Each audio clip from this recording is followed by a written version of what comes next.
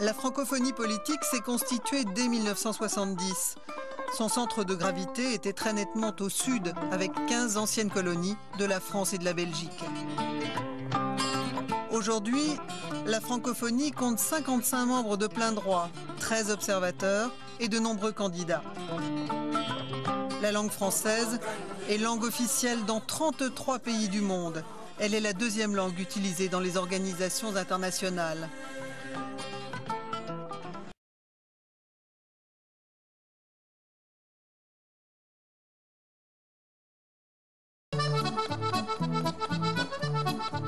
Pourtant, certains résistent encore avec la dernière énergie. La ville de Québec, 400 ans après sa fondation par le français Samuel de Champlain, est un haut lieu de la francophonie. C'est là que les 7 millions de francophones du Canada organisent leur résistance à la pression linguistique et culturelle des 330 millions d'anglophones d'Amérique du Nord. Et cela passe par une vigilance de chaque instant. Voici le bâtiment qui abrite les sentinelles de notre langue en Amérique, les terminologues de l'Office québécois de la langue française.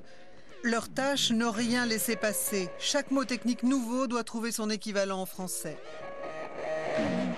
Pas de chat, c'est un gros mot au Québec. Voilà 10 ans, ils ont inventé clavardage à la place, pour un bavardage sur Internet. Ils ont aussi trouvé pourriel en accolant poubelle et courriel pour lutter contre spam. Des mots parfois désuets, comme binette pour smiley. La langue de Bill Gates n'est pas la seule à pouvoir être une langue de la modernité. Donc, il faut proposer des choses. On les lance, nous, dans Internet, et on voit si les gens, si ça plaît aux gens, si les gens l'adoptent, tant mieux. Donc, on sent qu'on a fait un petit bout de chemin, qu'on a fait évoluer le français contemporain. Et vous n'avez pas l'impression d'en faire plus que les Français, souvent? Ah ben oui, parce que les Français, en informatique surtout, je pense qu'ils ont un attrait spontané pour l'anglais. Alors nous, on a l'impression parfois qu'ils ne sont pas trop nos alliés. on trouve ça dommage, mais c'est peut-être parce que nous, on est moins nombreux, alors on a à se défendre davantage, simplement. Dans ce Canada ouvert à l'immigration, le Québec a une règle depuis 30 ans. Tout immigrant dans la belle province doit commencer à apprendre le français dans les 3 mois de son arrivée.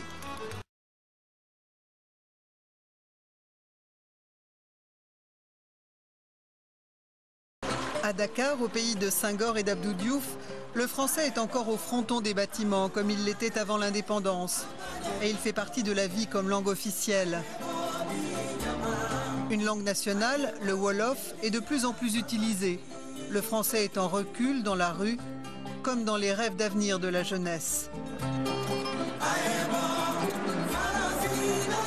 Il suffit de voir comment les écoles de commerce préparent leurs étudiants à la mondialisation. Les futurs cadres du pays regardent bien au-delà de l'ancienne puissance coloniale. Dans cette école, la fascination pour le modèle anglo-saxon est évidente.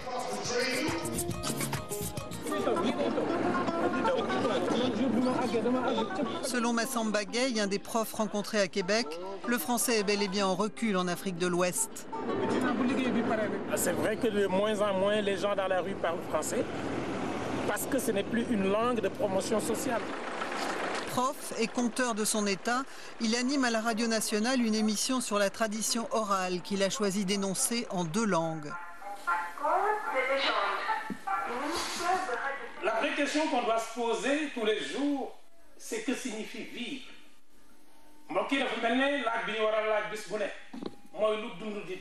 Dans mon idée, ce n'était pas possible de faire une émission carrément en français parce que je me dis, mais ma grand-mère ne comprendra jamais ce que je dis à la radio et ça va la frustrer. Les contes et légendes recueillis en brousse par Massamba seraient-ils autant écoutés dans les quartiers populaires si son français n'était pas matiné de Wolof? Rien n'est moins sûr, car la langue officielle du Sénégal, le français, n'est plus guère utilisé que dans l'administration. Je ne vois pas la raison pour laquelle, par exemple, je dois m'exprimer avec manga ou bien avec en français. Les jeunes préfèrent parler mieux l'anglais qu'ils voient dans les clips, qu'ils voient dans les téléfilms, que le français qu'ils utilisent un peu plus rarement. C'est vrai. Les Sénégalais nous alertent sur la fragilité de l'influence de la langue française. Le fait que la France consacre de moins en moins de moyens à soutenir sa langue dans le monde et donne des visas au compte-gouttes renforce la tendance.